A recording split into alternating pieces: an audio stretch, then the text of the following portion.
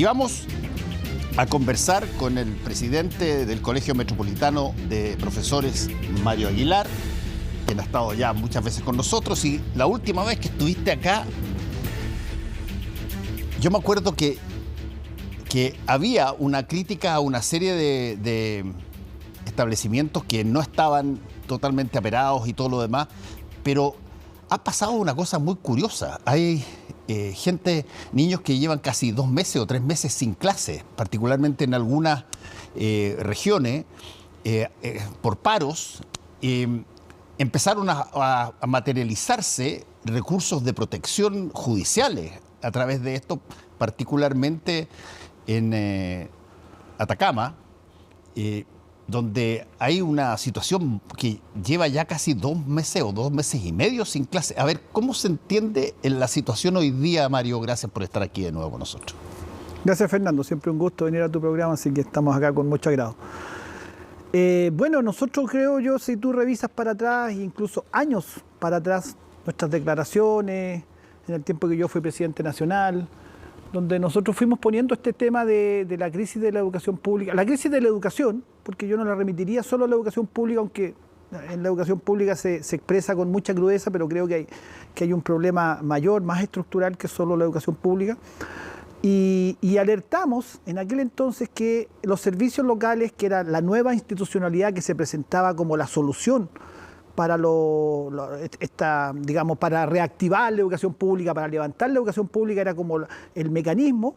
Nosotros alertamos, incluso cuando era recién proyecto de ley, nosotros alertamos que eso tenía muchas deficiencias, que no iba a significar una solución real a lo que se estaba planteando, que no era lo que nosotros esperábamos fuera el soporte institucional que tuviera la nueva educación pública. Y lamentablemente, lo digo de verdad, lamentablemente nuestras aprehensiones se han ido confirmando. Y el caso de Atacama, donde hay servicios locales que han funcionado desastrosamente, pero no son los únicos que han funcionado con deficiencias, es claro la expresión más cruda. Y hay una auditoría que hizo la Contraloría que detectó deficiencias pero gravísimas, derechamente en algunos casos yo diría corrupción y en otros casos incompetencia extrema. Pero independiente, incluso en aquellos servicios locales que no han sido tan mal administrados como Atacama, de todas maneras se presentan y se evidencian muchísimas problemáticas, porque mira, yo te lo voy a sintetizar en una frase. Con la nueva institucionalidad cambió quien administra el modelo, pasó de ser alcalde y gestión municipal a una gestión distinta con esta institucionalidad nueva. Cambió quien administra el modelo, pero el modelo siguió siendo el mismo. Entonces, cuando las críticas nuestras a la municipalización, que ha fracasado, y los municipios siguen teniendo graves problemas, Tiltil también lleva tiempo sin clases porque la última joyita fue que ya no les pagaron el sueldo a mis colegas profesores y a los trabajadores y trabajadoras de la educación, y que el alcalde además, con un desparpajo increíble, con una patudez, diría yo, increíble, dijo, ya, ¿sabe qué? Yo cierro los colegios, a partir del lunes los colegios quedan cerrados. Terminó en una bravata eso, porque él no tiene ninguna facultad legal para decretar así de un día para otro se cierran los colegios, pero que en concreto tiene obviamente la educación de Tiltil funcionando en condiciones absolutamente inadecuadas. Lo conversamos la última vez que viniste, pero ¿por qué no repetimos? A ver, ¿dónde está la génesis, el eje central que tiene a niños con meses ya sin clases en distintas partes del país? En que es un sistema que ya es un tipo de institucional, una concepción de administración y gestión de la educación, que este famoso mecanismo o filosofía, diría yo, es una concepción ideológica propia del neoliberalismo más extremo, esta idea del subsidio a la demanda como mecanismo de financiamiento, pero además esta idea de los sostenedores, es decir, una suerte de Estado ausente, Estado subsidiario, que entrega financiamiento, pero que no tiene mayores facultades ni mayor injerencia respecto a la gestión de un sistema educacional nacional coherente. Entonces, lo que tú has tenido hasta ahora 345 parcelas, que son los municipios, y ahora esto está transitando gradualmente a un sistema con 70 servicios locales, pero pasa de 345 parcelas a 70 parcelas, donde el Estado central, el Ministerio de Educación, básicamente uno siempre dice el Ministerio de Educación como pensando que gestiona y administra todo un sistema educacional, pero eso no es así. Están estas parcelas que tienen disímiles gestiones en términos de capacidad. Hay desastrosas como Tiltil, Ancud, La Serena, por nombrarte algunas, que han tenido gravísimos problemas de gestión y de financiamiento crónico, pero que ahora los servicios locales comienzan su gestión, llevan poco tiempo, los más viejos llevan 5 años, 2017 van hacia los 6 años, los más antiguos, pero la gran mayoría lleva 2, 3 años de funcionamiento, algunos incluso este año, y en general no solamente no han resuelto los problemas que la educación pública presenta en su gestión municipal, sino que en algunos casos, como Atacama, esos problemas se han agudizado. O sea, lo han hecho peor que los municipios, que uno podría pensar, oye, está difícil que administren peor que los municipios, porque en los municipios había paradigma de mala gestión. Pero sin embargo hay algunos servicios locales que efectivamente han sido muy mal gestionados. ¿Y en qué se nota eso? Si tú tuvieras que decir, a ver, ¿quieres saber lo que es una institución, en este caso la educación, llamémosla así, regional, mal administrada? Le voy a contar de estas 3 cosas que usted puede encontrar en todos estos colegios que están ahí administrados por, según tú, esta gestión. ¿Qué es lo que verían? ¿Qué es lo que se ve como para que se genere esta clase de reacción? Bueno, en muchos casos hay nombramiento de gente que no tiene las competencias ni las capacidades para administrar debidamente la educación, nombramiento en muchos casos políticos. Cuando estuvo Piñera nombró gente de su onda y ahora que están, digamos, el gobierno de Boric nombra gente de su onda y no necesariamente son la gente más capaz. Una débil capacidad de dirigir un sistema nacional. Hay una Dirección Nacional de Educación Pública, pero que tiene escasísimas atribuciones, no tiene la capacidad de dar dirección a un sistema coherente. Y lo más estructural, Fernando, que es el sistema de financiamiento.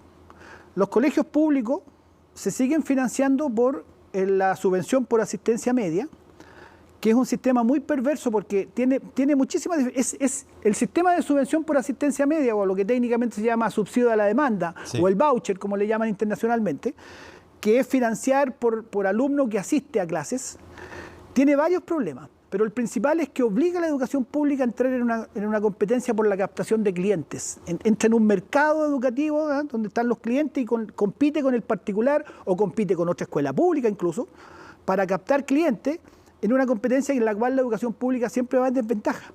Pero además que castiga la educación pública, porque en la educación pública, por el tipo de estudiante que atiende, no solo castiga la educación pública, castiga la educación que atiende a los colegios que atienden a los estudiantes más vulnerables, porque son los que tienen asistencia más digamos, irregular, por razones sociales, por distintas razones, o los colegios rurales, por ejemplo, que, no sé, por la época de los temporeros, de la temporada de la fruta, baja la asistencia, en fin, hay distintas causales, pero que además no financia por presupuesto, no financia por gasto real, porque cuando tú tienes vaivenes en la asistencia, tienes baja en asistencia por, no sé, por enfermedad, porque cuando estuvo ahora la epidemia de los virus respiratorios, en los colegios baja muchísimo la asistencia, sobre todo en los sectores más pobres, pero el colegio sigue teniendo el mismo gasto, sigue teniendo que pagar los mismos sueldos, sigue teniendo que pagar el mismo gasto en luz, electricidad, etcétera. El gasto fijo sigue siendo el mismo, a pesar de que la subvención castiga porque los alumnos no fueron, porque en este caso porque estaban enfermos durante la epidemia de virus respiratorios, y los castiga. Los castiga, entonces ese financiamiento de subvención inestable va generando en muchos lugares desfinanciamiento crónico. Un desfinanciamiento que se va acumulando, se va acumulando, se va acumulando y en algún momento revienta. Y súmale a eso contrataciones exageradas. Tú tienes de repente, suponte, una comuna que administra, no sé, 3.000 profesores y tiene 600 personas trabajando en un nivel central para coordinar a esos 3.000 profesores. Funcionarios absolutamente, plantas funcionarias absolutamente sobredimensionadas, pagando en algunos casos sueldos absolutamente exagerados, casi siempre favores políticos, y eso se da tanto en los alcaldes o sea, en los colegios municipales, como en los servicios locales también se ha dado mucho. Y eso a través de, no importa cuál es la ideología del alcalde. Exactamente. Aquí esto sí que es transversal. Aquí sí que hay comunidad de propósito en las contrataciones exageradas. ¿Y hay algo de esto que se haya discutido en los proyectos de nueva constitución que cambie las cosas para bien? Mira, en la constitución que fue rechazada, Sí. había una caracterización de la educación pública que se acercaba mucho más a lo que se necesita en Chile. Yo voté apruebo, digamos, es público, lo dije. Y bueno, y se rechazó, así que no vamos a llorar ahora sobre la leche derramada, digamos. Pero ahí había una caracterización donde le entregaba al Estado una responsabilidad de dirigir un sistema nacional. No es cierto que eliminaba la educación particular, porque no era así. La educación particular seguía teniendo su espacio y seguía teniendo su financiamiento por parte del Estado, etcétera, pero se le otorgaba a la educación pública un rol y una prioridad, digamos, en la gestión del Estado mayor, y sobre todo articulaba un sistema nacional coherente. En la propuesta de ahora, lo que se hace es lo contrario. Lo que se hace en la propuesta de ahora es ratificar con aún más fuerza el predominio de lo privado por sobre lo público. Se vuelve a validar el lucro, porque digamos, hay una redacción que no prohíbe el lucro. Se vuelve a validar el negocio educativo, en el fondo, en la propuesta, en lo que hay hasta ahora. Todavía no tenemos el texto definitivo, ¿no es cierto? Y eso en su momento lo conoceremos, pero en lo que se ha visto hasta ahora, no viene un mejoramiento a esta situación de la educación, sino que por el contrario se consolida esta lógica de mercado con la que se ha administrado la educación, porque todo lo que yo te describí anteriormente es plenamente la lógica de mercado en educación. Ahora, lo que llama la atención es que, y lo conversamos también la última vez, no solamente que nos están gobernando hoy día son hijos directos del sistema educativo, digamos. De ahí partieron las protestas, de ahí partieron todos los movimientos, todas las cosas. Por lo tanto, tienen un conocimiento bastante cercano a cómo funcionan las cosas. Y si lo que tú estás diciendo cala hondo en una mirada más integral de la educación, uno supondría que hay ciertas cosas que se están haciendo. Por eso te pregunto, ¿qué es lo que dice el ministro de Educación? ¿Qué tanto los mismos privados que, bueno, sustituyen buena parte de la educación que, o sea, sin los privados tienes un déficit tremendo en términos de educación en Chile? Tenéis que pagar, cierto, pero están ahí. Y eso, ¿cómo se complementan esas cosas? ¿O mira, coordinan más? Efectivamente, tú das un dato ahí que lo quiero refrendar con cifras. En Chile la educación pública representa más o menos el 35% de la matrícula. Estoy hablando en lo escolar, desde prebásica hasta enseñanza secundaria. El 35%, y eso es muy anómalo. En el mundo esa relación casi no existe. En países que siempre se presentan como paradigma de buena educación, Finlandia, los países europeos 80, en general, 90%. sobre el 90%. Ahí lo raro es la educación particular. Y los hijos de empresarios, los hijos de profesionales, los hijos de obreros y los hijos de inmigrantes van a la escuela pública, en su gran mayoría. Porque se entiende en esos países que ha habido buena educación, en que el derecho a la educación es tan importante que es el Estado el que debe asegurarlo, y en buenas condiciones para todos y en condiciones igualitarias en cuanto al acceso. Y es muy interesante lo que se da ahí, porque en la sala de clases conviven, comparten, juegan a la pelota, juegan a las bolitas, crecen juntos, el hijo del empresario con el hijo del obrero, el hijo del comerciante, el hijo del inmigrante y el hijo del profesional. Y eso es muy integrador socialmente. Es muy interesante lo que produce socialmente esa sala de clase con esa diversidad social, diversidad económica, y no esta cosa que tenemos en Chile, que es otra consecuencia de este modelo, que es esta educación totalmente segregada. Aquí en Chile se estudian por quintiles. El primer quintil estudian en una escuela que son todos del primer quintil, el segundo quintil, el tercero y así, y los ricos estudian solo con ricos, y los profesionales son hijos de profesionales, los colegios a continuación, y así siguiendo. Es muy segregadora la educación chilena, y en la mayoría de los países del mundo, estos que te hablo, la educación además tiende a corregir la desigualdad social. Pero en Chile lo que la educación hace, nuestro sistema educacional lo que hace es que conserva la desigualdad social, la preserva en vez de corregirla. Dicho eso, este tema del financiamiento no es un tema menor, porque justamente esa forma de financiamiento como el que estoy diciendo lo que hace es agudizar ese formato de estudiar por quintiles, de juntarse por quintiles, y tiene consecuencias muy negativas. Por algo nuestra sociedad es tan desintegrada socialmente y se expresa de muchísimas maneras como esta desigualdad tiene consecuencias en la forma de vida, tiene consecuencias en la delincuencia, ya tendríamos que entrar a profundizar mucho.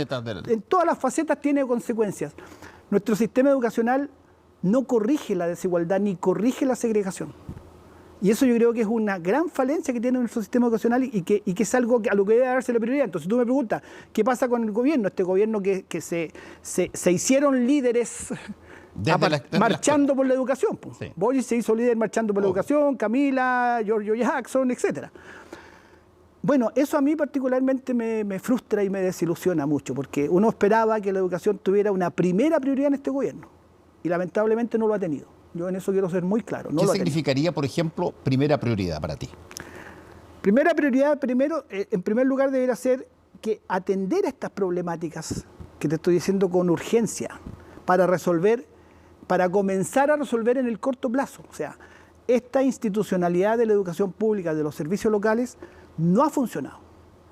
Y como varios de los que están hoy día en La Moneda son autores de esa concepción de los servicios locales, el propio ministro de Educación, hoy día en una entrevista en Mercurio lo recuerda, que él participó de la gestación de esa ley y todo aquello, y no nos escucharon cuando dijimos y alertamos, mira, con este financiamiento que no cambia, van a seguir una serie de problemas, el modelo va a seguir siendo el mismo. Alertamos, nosotros está ahí incluso en las sesiones del Senado y de la Cámara de Diputados, como fuimos a explicar que no veíamos que esto fuera a ser solución. Bueno, reconozcan que no ha funcionado. A mí me parecería súper importante que reconocieran que los servicios locales no han funcionado, porque Atacama es el síntoma de un problema mayor.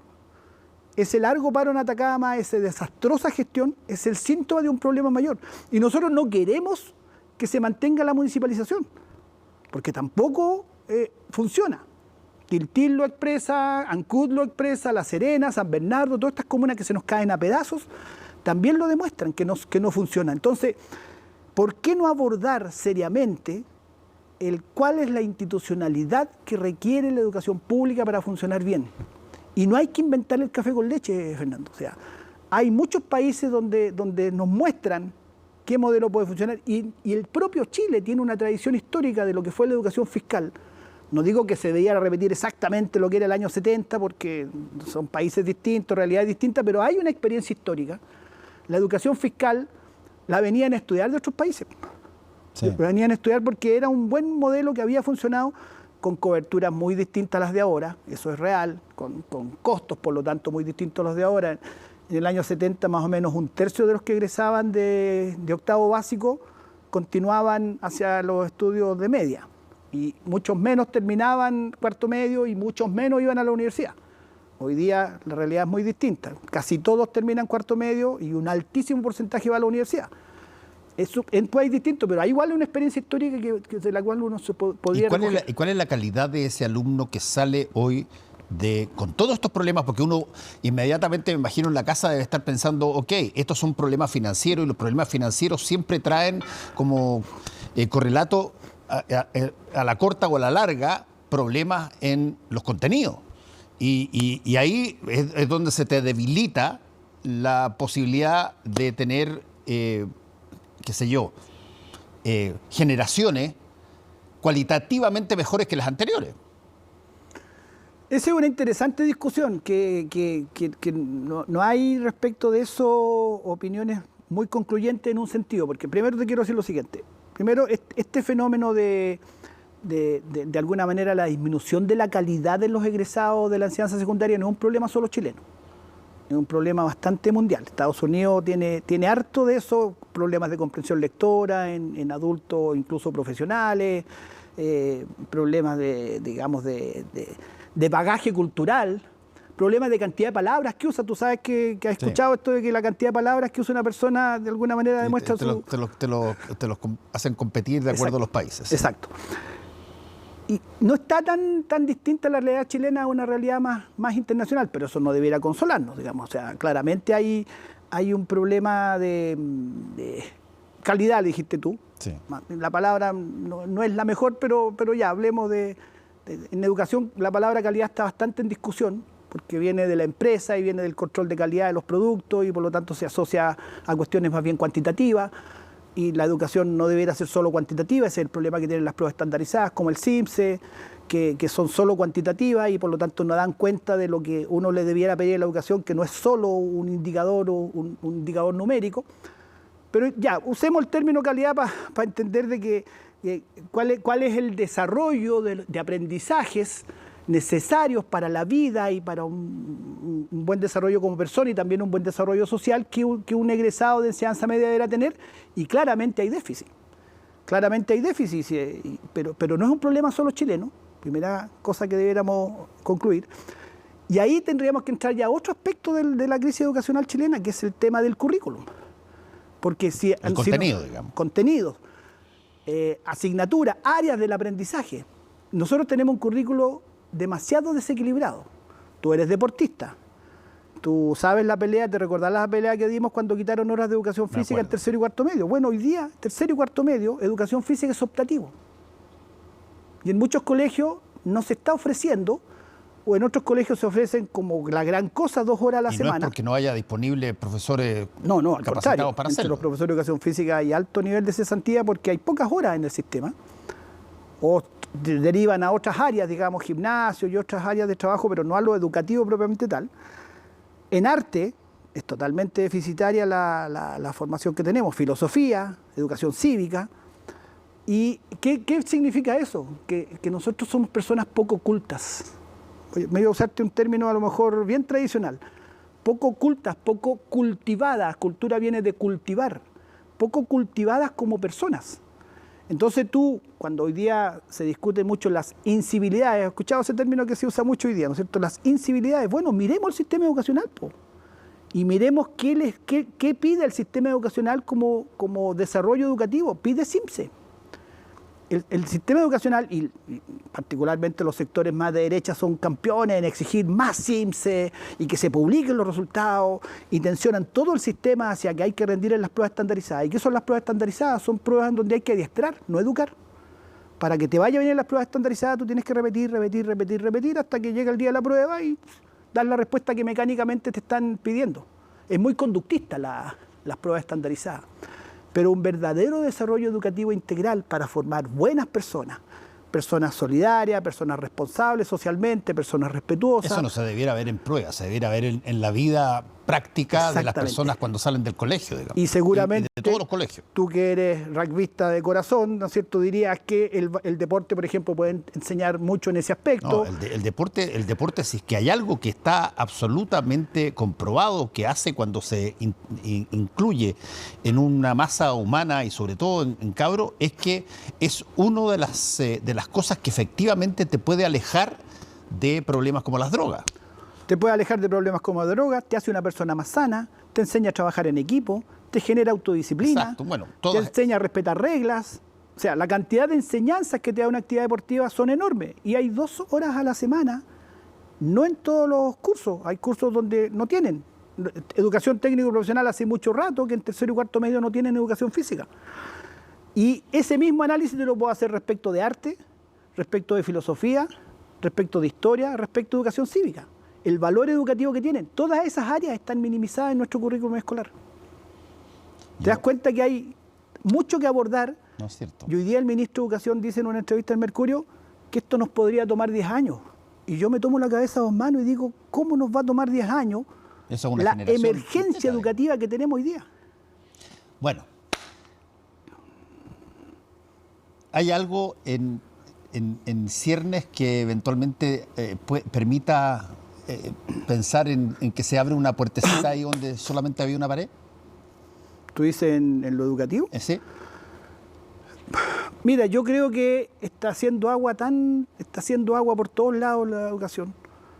nosotros los profesores estamos agobiadísimos de sobrecarga de trabajo administrativo, que ya esto está empezando a reventar, que yo creo que va a obligar a una respuesta. Tendría que obligar a una respuesta, o sea, por lo menos los actores de la comunidad educativa, estudiantes, profesores, apoderados, yo creo que hay cada vez más conciencia que esto no puede seguir funcionando de este modo y que tendría que funcionar de otro modo. Nosotros los profes estamos disponibles a aportar todo lo que esté de nuestra parte para generar un nuevo sistema educacional que sí funcione, porque el actual no está funcionando. Te quiero agradecer una vez más, Mario, por haber estado con nosotros. Un gusto, Fernando. Que te vaya muy bien.